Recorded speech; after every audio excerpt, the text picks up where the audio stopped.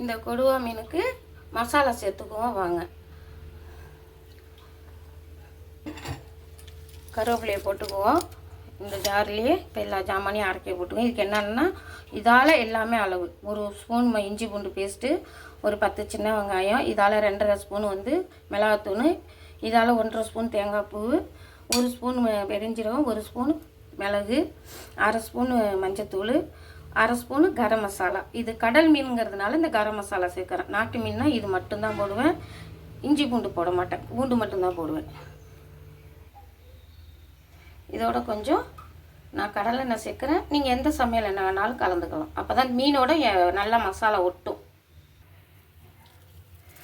இதில் இப்போ உப்பும் போட்டாச்சு, மசாலாவையும் நல்லா இந்த பாருங்கள் கெட்டியாக அரைச்சி போட்டாச்சு. தண்ணி ஊற்றல, அந்த எண்ணெயோட பிசுபிசுப்புலையே இப்போ இந்த அரை மூடி லெமனும் இதில் புழிஞ்சு விட்டாச்சு. அவ்வளோதான். இதை நம்ம அப்படியே பெசரி 1 மணி நேரம் ஊற வச்சுடுவோம்.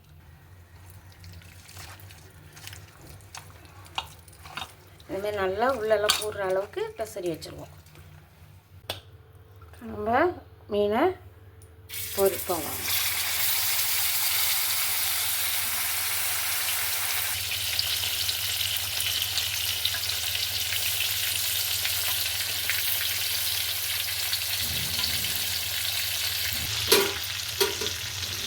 மீன் நல்லா ஃப்ரை பண்ணி எடுக்க வேண்டியதுதான்.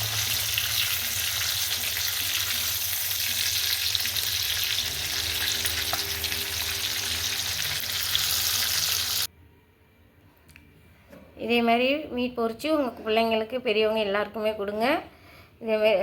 இந்த மாதிரி மசாலா போட்டு இது பொரிச்சிங்கனாக்கா நல்ல ஒரு டேஸ்ட் இருக்கும். அதனால் இந்த மசாலாவை நீங்களும் ட்ரை பண்ணி பாருங்கள். ஷேர் பண்ணுங்கள், கமெண்ட் பண்ணுங்கள், லைக் பண்ணுங்கள், சப்ஸ்கிரைப் பண்ணுங்கள். நன்றி.